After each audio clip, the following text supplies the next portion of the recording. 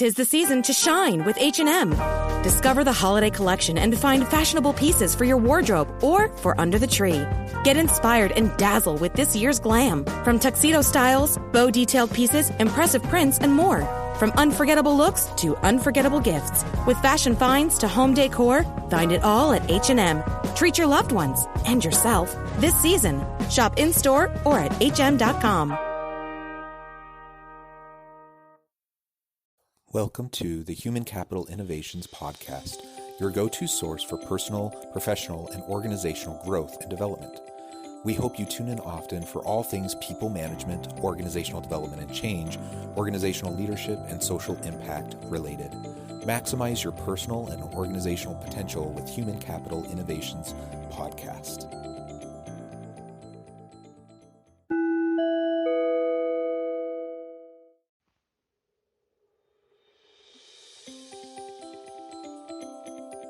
Welcome to the Human Capital Innovations Podcast. In this HBR Minute HCI podcast episode, I explore the recent HBR video, China's New Innovation Advantage.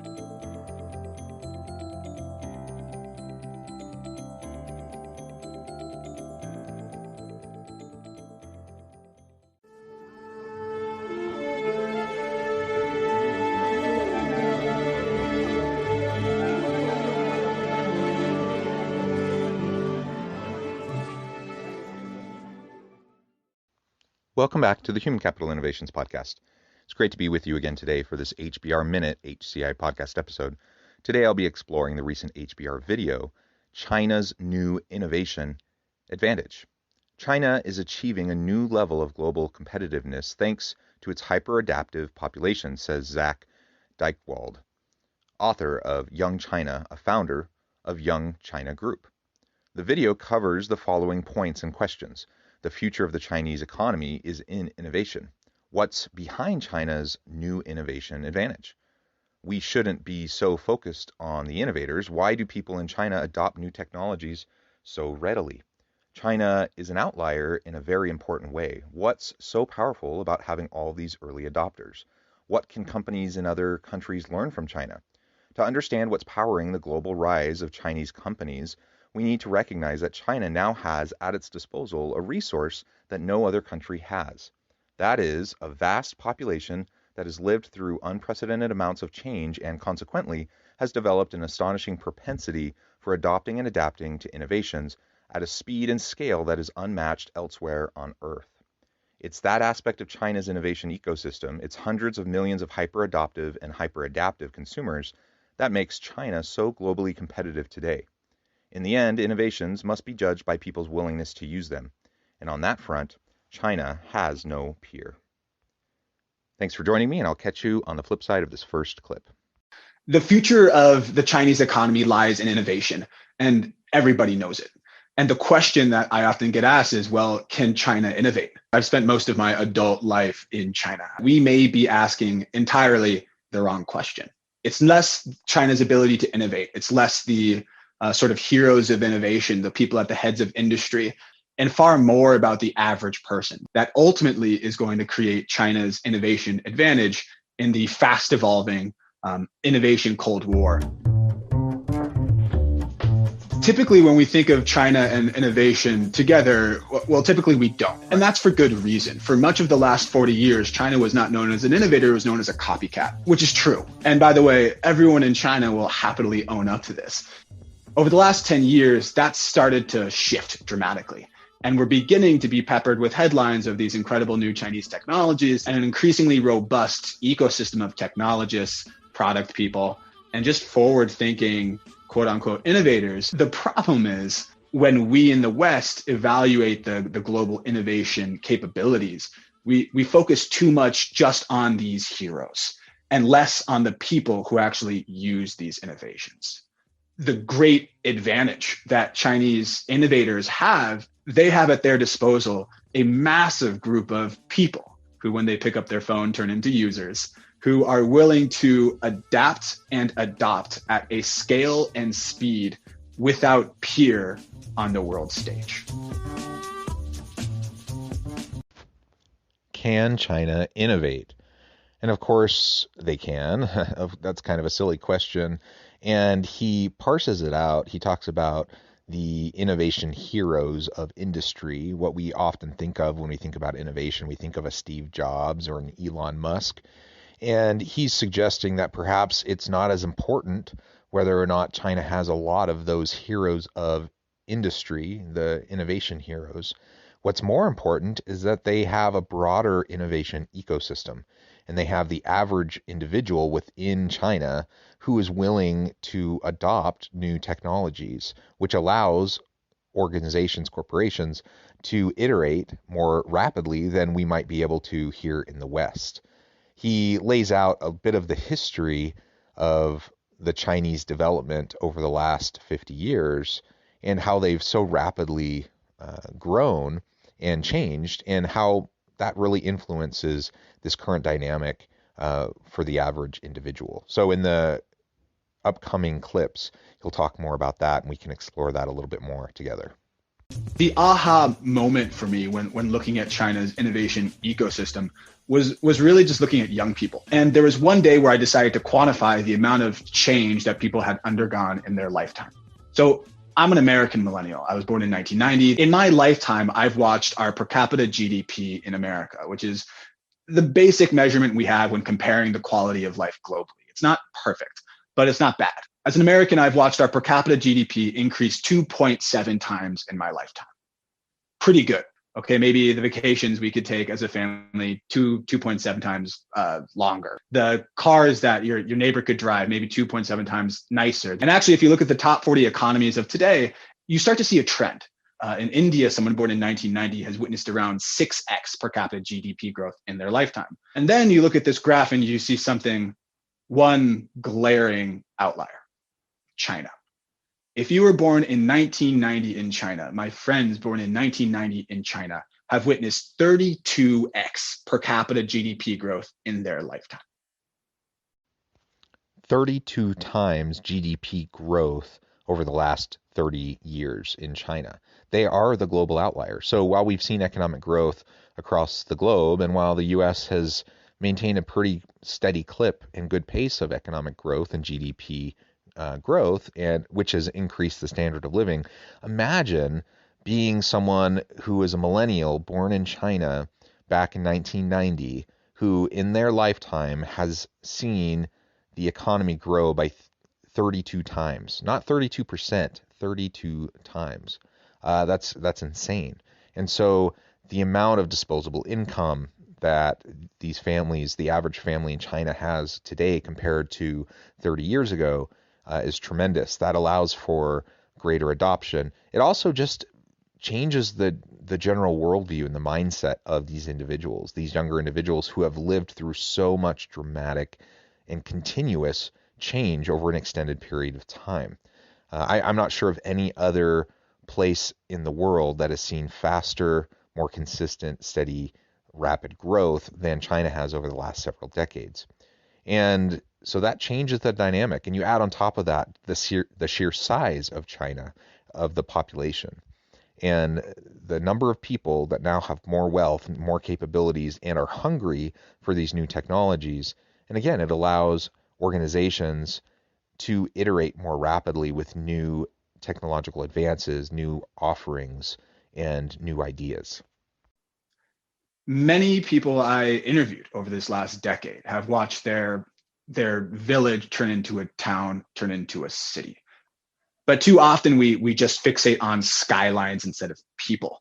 And the change that these young people have gone through in the last 30 years is not only incredible globally, but has absolutely fundamentally shaped who they are and how they see the world. The sort of mantra for the population has been adapt, adapt, adapt. And so for technology, that's translated into adopt, adopt, adopt.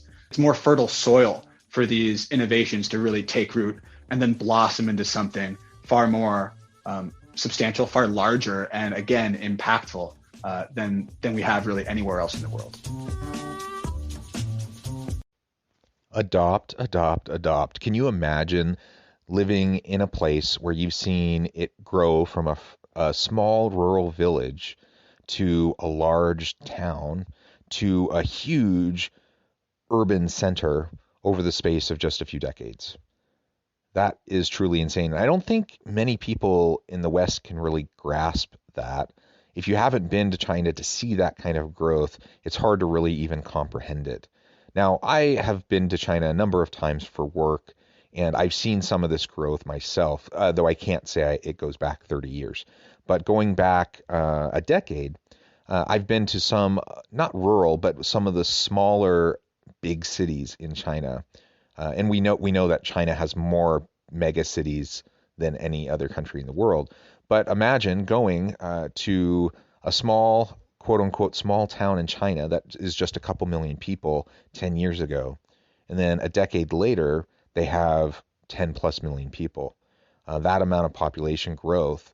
And when there's this one particular city that I toured some of the upcoming development that was happening on the outskirts of the city as they were preparing for this kind of dramatic population growth in the city. And at the time, they were building freeways and highway systems, apartment complexes. All of this was being pre-built, and it was empty. It was completely empty. But 10 years later, I go back, it's completely filled. Every single last piece of it. The freeways and the highways are full. Traffic is crazy. The apartment complexes are full. Again, can you imagine being in a small rural Chinese village and then over the course of 3 decades seeing that grow into a town and then into a megacity? That's essentially what so many people have seen. And I mean, hundreds of millions of people have seen that over the course of the last 30 years. And that fundamentally changes the way that we view the world when we're living that kind of constant change. And when we're living that kind of constant, continual growth and development in our standard of living. Because then our wants get coupled with our needs, and they're insatiable. And why wouldn't we want the newest and the latest, greatest technologies? Why wouldn't we want to implement them? And so largely that's what's happened across much of Chinese population. And it's a rather incredible sight to see.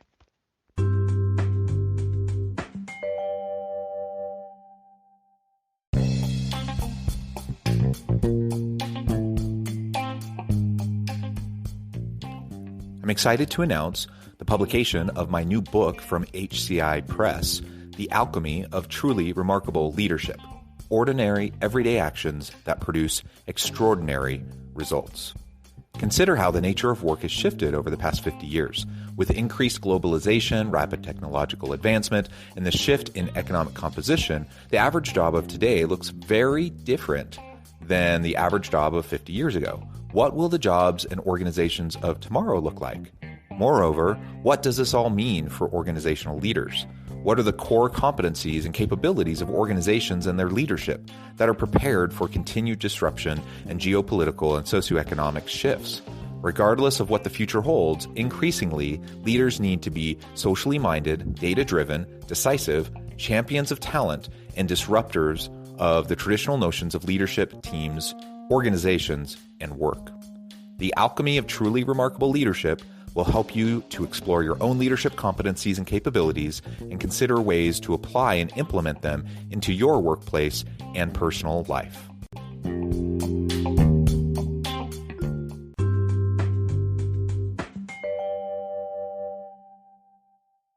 You could have the best innovation in the world. You could be the greatest thinker in the world. You could have the sweetest black turtleneck in the world. But if no one is going to be using your innovation, then you're not going to change the way that our world spins. Well, in 2014, Apple Pay came out. Apple launched Apple Pay. Much fanfare, incredible. In that exact same year, WeChat Pay came out pretty much at the exact same time. The tech was similar. The usage and the ways that people use these things was quite similar. Now, about a year ago, Apple recently announced that they had about 24% Apple Pay penetration amongst iPhone users in the United States. Came out with much fanfare. They were very happy that they were starting to get that level of penetration. Even though it came out the exact same year, you had 84% penetration for WeChat Pay. Pretty much everyone and their mothers was willing to pick up their phone, scan a QR code, and use it. So for Western organizations, typically what you happen is you have a product release and that's it. You sort of climb the hill, you plant your flag, and that's it. In China, you have this willingness and capability to iterate at speed that you don't really have anywhere else in the world. The shifting tastes and desires of tech users in China is evolving at a speed that just doesn't really exist in global markets. These manufacturers are internalizing feedback they're getting from their users at warp speed. 24% market penetration for Apple Pay versus 5% market penetration for WeChat Pay. That's insane. I mean, that literally means almost everybody in China over the course of just a few years moved to WeChat Pay. And I remember the first time I traveled back to China after WeChat was a thing, and immediately that was the go-to mechanism to pay for anything, anywhere. It went from, the very previous visit, just a year or two prior, I was still using cash, and then all of a sudden I go and everyone's using WeChat Pay. And again, this is just one small example, but it illustrates how ready and willing the general population is to adopt these new technologies, these new innovations, and how quickly and dramatically it transforms the society. It's rather crazy to even think about. It's just not even possible in a place like the US or anywhere else in the world. 24% market penetration is awesome. That is amazing for Apple just over the course of a couple of years. But we just can't compare with the iterative learning that can occur when you have a population willing to adopt and adapt so readily, so quickly. Much of the way that people are relating to tech, much of the way that consumers are wanting things and then are expressing that desire through actually paying or purchasing or seeking out new ideas already exists in China. It's our job as global companies or people from outside of China to look at that, learn from that, and then be willing to copy the copycat. And by the way, it's already happening. Amazon is already looking at Alibaba and Taobao and seeing their sort of spending holidays. If you're wondering where Prime Day came from, it comes from Singles Day in China. If you're wondering why Facebook is suddenly so gung-ho about payment, they're looking at WeChat and seeing how the way that social payment has really revolutionized the platform in China. The best and brightest in US and Western tech are already learning from China. I would be sending my product people, I would be sending the big strategic thinkers in my organization to go to China and understand how these companies are interacting with consumers, their process of iteration, what consumers are asking for, but being willing to harvest new ideas from an ecosystem, really that tech innovation greenhouse that's already flourishing. The most overlooked, the most undervalued aspect of China's innovation advantage are the people, for whom adapting and adopting new technologies at speed and scale is everyday life.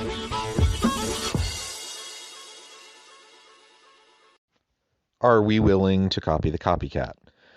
China grew for decades. It grew its economy and its manufacturing infrastructure around copying the technologies and reproducing what already existed in other parts of the world.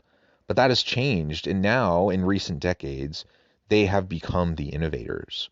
And while they used to copy us, are we willing to go and copy them? Are we willing to go and look at how they get continuous feedback loops so they can iterate quickly with the new products and services and features that they provide to the consumers?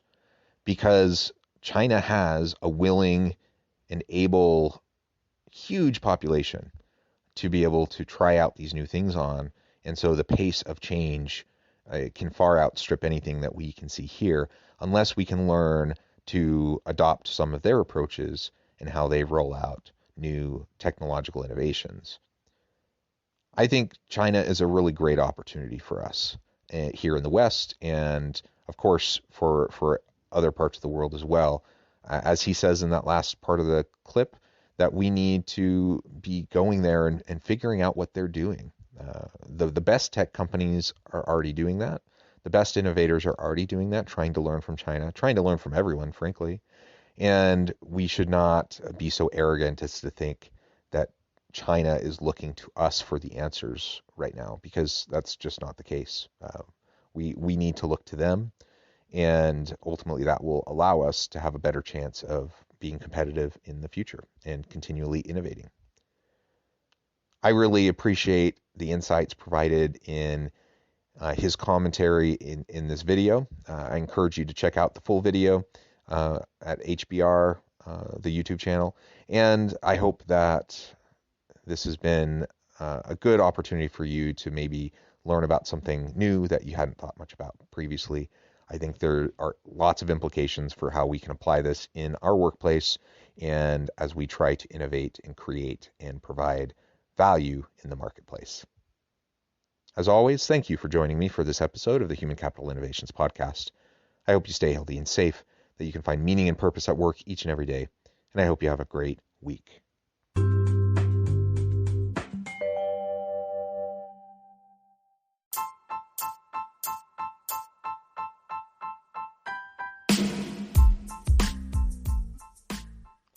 We are excited about the launch of HCI's new magazine, Human Capital Leadership. Human Capital Leadership is a free, interactive e-magazine designed to help individuals, leaders, and organizations find innovative approaches to maximize their human capital potential. We will be publishing issues quarterly in August, November, February, and May. Check out the first issue and let us know what you think.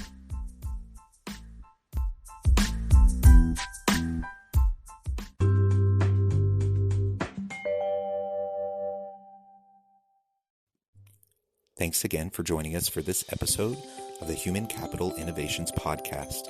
I hope you stay healthy and safe and that you have a great week.